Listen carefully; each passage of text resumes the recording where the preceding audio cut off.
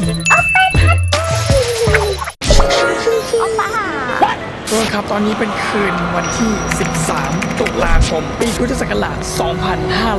2562 และเรากำลังจะไปเที่ยวที่โตเกียวก็คือโตเกียวนะคะตอนนี้เหมือนเขากำลังมีพายุ ใช่ เป็นภัยพิบัติอันร้ายแรงนะคือพายุฮิกิบิสใช่ป่าววะ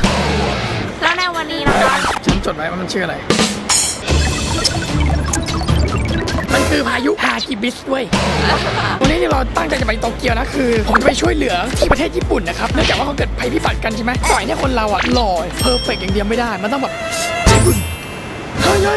อะไรเนี่ยเฮ้ย ประเทศไหนบอกว่าไปอินเดีย เราไปประเทศอินเดีย จริงเหรอ ล้อเล่นไปญี่ปุ่นไปญี่ปุ่น ไปทำอะไร ผมจะไปช่วยเหลือผู้ประสบภัยประเทศญี่ปุ่นไม่ใช่น้ำท่วมญี่ปุ่นพายุใช่ เฮ้ยจริงจัง จริงจังดิเนี่ยเตรียมตัวแบบเอาไปไว้ตรงนี้แหละมันโถเอ้ยนะครับทุกคนผมจะไปช่วยผู้ประสบภัยที่ประเทศญี่ปุ่นนะครับตั้งใจมาเพื่อสิ่งนี้ผมยอมเสี่ยงอันตรายฝ่าพายุฮากิบิสเพื่อจะไปช่วยเหลือคนญี่ปุ่นมันเป็นปรากฏการณ์ที่แบบร้ายแรงมากที่แบบเพิ่งเกิดขึ้นในโลกเราเว้ยซึ่งเกิดขึ้นกับญี่ปุ่นก่อนแต่ละที่อ่ะมันแบบโอ้โหพัดแบบรถล้มอะไรเงี้ยบ้านเขาเปิดปิวปดแถมน้ำท่วมเขาอีกนะเว้ยแต่ขนาดน้ำท่วมอ่ะน้ำยังใสปิ้งเลยเหมือนเป็นสระว่ายน้ำแบบชั้นดีอ่ะ ท้องฟ้าเป็นสีชมพู นั่นแหละเดี๋ยวเราไปพิสูจน์กันว่าท้องฟ้าอะไรเงี้ยปรากฏการณ์ธรรมชาติครั้งเนี้ยเป็นจริงไหมไปกันเลย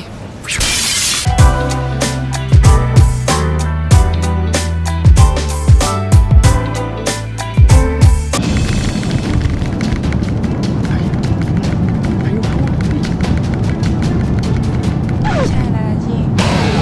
ท้องแบบนี้มันเป็นสีม่วงท้องฟ้าเป็นสีม่วงเลย เล่นอะไรเนี่ย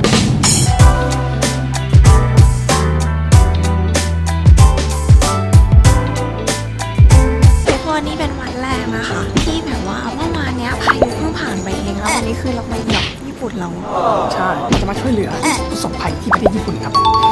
จัดไป เรามารอดูนะคะว่าแบบมันเป็นยังไงบ้างตอนเนี้ยไม่ว่าจะเป็นบ้านเมืองหรือสภาพอากาศเขาเป็นยังไงบ้างเนาะก็ไม่เคยมาตอนมีวิกฤตอย่างนี้เหมือนกัน ลมแรงมาก เดี๋ยวน้ำไม่แรงเลย เฮ้ยมันมีฝนตกแล้วตอนเนี้ยโอ้ดูดิท้องฟ้า นี่ท้องฟ้าแบบไม่เห็นอะไรแล้วอ่ะ เฮ้ยบ้าแกดูผิดฝั่งลองเข้าฝั่งนู้นครับ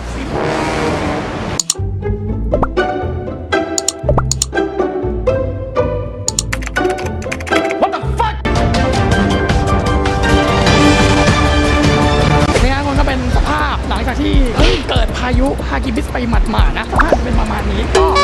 ยังคลึกคลืนนะฮะผมนายโอปาชิรายงานเรียกมาพวกคณะลูกขุนผม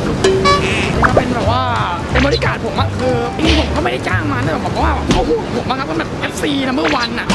เขาเลยก็แบบผมเกิดอันตรายจากพายุเขาเลยแบบมาดูแลผมเนี่ยดูดิทั้งหมดนี้เลย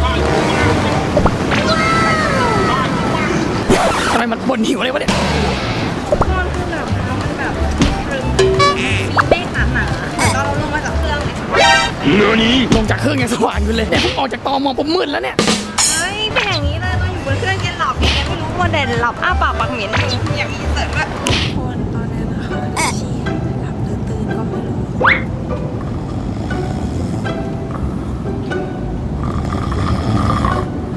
ัว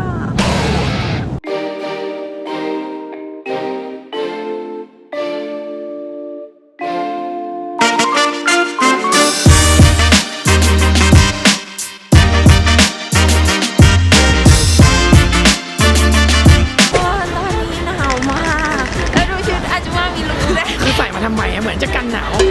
นี่ฉันใส่มาแบบปัง โอป้าแบบซัมเมอร์จัดอ่ะทุกคน ๆนี่เขากำลังพาเราไป ไปกินชาบูเนื้อหมู เนาะมีมาเห็นเนี่ยอยู่ข้างหน้านะคือผมบอกแล้วว่าแบบเราพาคนมาเป็นบริการผมมาแบบใครไงก็อาชีพมันก็ต้องแบบยิ่งใหญ่ครับมันต้องมีคนมาคอยเป็นบริการเต็มไปหมดเลยอะเอากล้องเบอร์ใช่ตอนคือจะบอกว่าบ้านเมืองเขาตอนเนี้ยมันดูเงียบกว่าเดิมเงียบกว่าทุกทีคืออะไรว่าเขาที่บอกว่าเงียบปุ๊บมันมีโทรศัพท์มาแฝงมันเงียบ A few moments later. อะไรนานขึ้นมาก หนาว หนาวแล้วใส่เสื้อกันฝน มันช่วยตรงไหนเนี่ย กันลมไง โอ้โหดูดิท้องฟ้าเป็นสีม่วงอย่างเงี้ยว่ะเอาต้องตัดท้องฟ้าสีม่วงต้องตัดเบลอเลยต้องตัด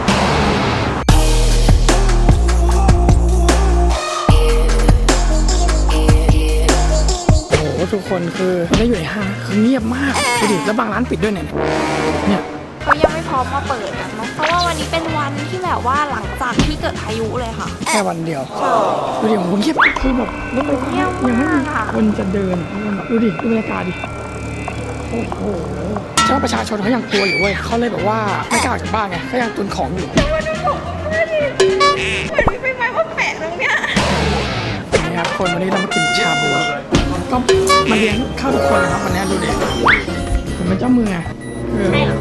มาทุกคนแบบเติมเดี๋ยว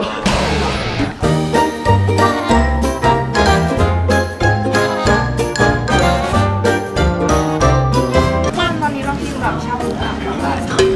มันเป็นเทคนิคพิเศษครับการที่เราใส่ผักอ่ะมันไม่แบบความหวานจากฮะขัดจังหวะผมเนี่ยกินพวกเนี้ยมันต้องขาดไม่ได้ครับเบียร์ผมแต่ยามันเป็นแบบไม่มีแอลกอฮอล์มันแอลกอฮอล์ฟรี มันคืออะไรอ่ะเบียร์เด็กเหรออันนี้คือเบียร์เด็ก ร้อน กลินมันเหมือนนะ เมาไหม หวานมากมันก็เหมือนเบียร์ที่มันคือเบียร์เลย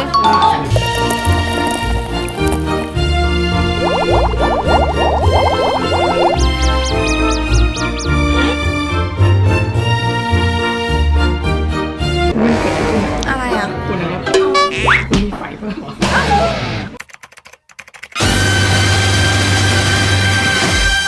ลองครับ ต้องเป็นโรงงาน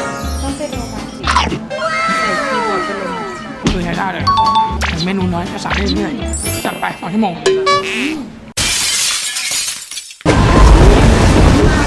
าอีกแล้วเห็นว่าท้องฟ้าเริ่มเป็นสีส้มวันนี้เราต้องรีบไปละอันตรายมาแล้ว ปลาส้มมากอ่ะจริง เดี๋ยวเอากลับเข้าก่อนเลย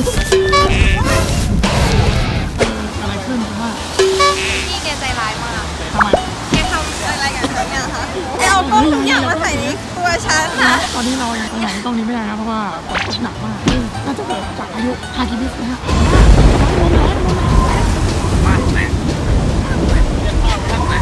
คือทุกคนเนี่ยคือพายุมันเพิ่งเริ่มหมดใช่ป่ะแต่วันที่เรามาคือแบบต่อเลยนะแล้วคือแบบว่าบ้านเมืองเขาฟื้นฟูสภาพแบบได้รวดเร็วมากเว้ยคือแบบรัฐบาลเขาแบบว่าโหดจริงเขาเตรียมการไว้จากต้นนะครับคนรู้เตรียมการแบบคาดคะเนไว้ก่อนแล้วว่าไอ้พายุฮากิบิสอะไรเนี่ยมันจะมาจริงไงเขาแบบเตรียมการทุกอย่างพร้อมกันเลยนะดูดิดูนะดูเห็นปะ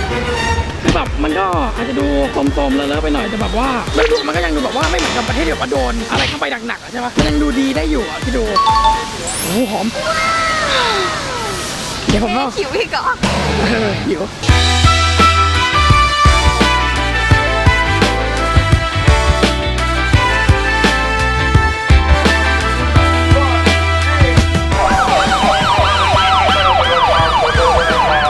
เมื่อกี้เกิดเหตุวิกฤตขึ้นอีกแล้วครับทุกคนแต่ตำรวจที่นี่เขาทำงานกันได้ดีมากเขาขยันนะทำตลอดทั้งวันเลยเมื่อกี้แบบเดินไปเดินมาก็ได้ยินเสียงเงี้ยคอยตรวจตลอดเลยแล้วแต่เรามาตากฝนทำไมเนี่ย ป้าจะตากฝนทำไม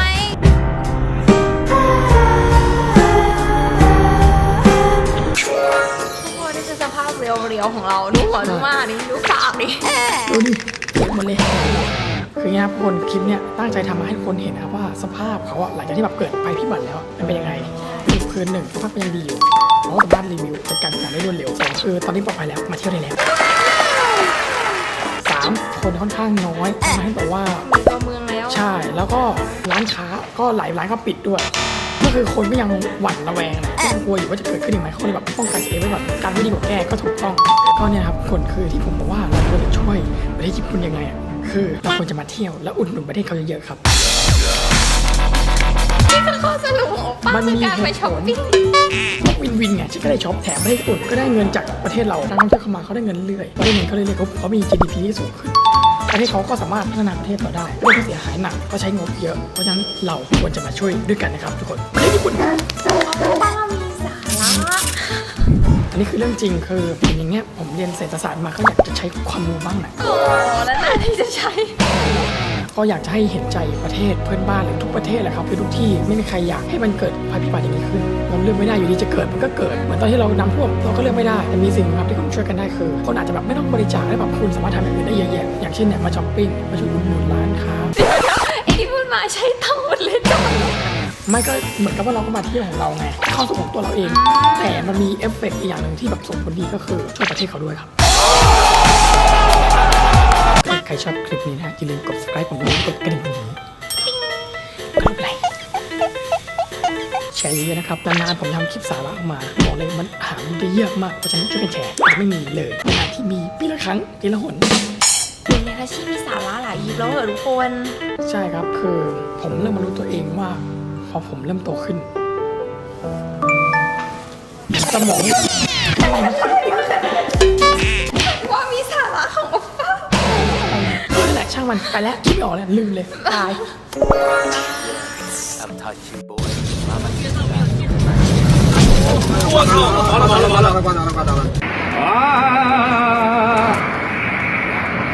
なんか、うわえぐいぐい。やばいやばい。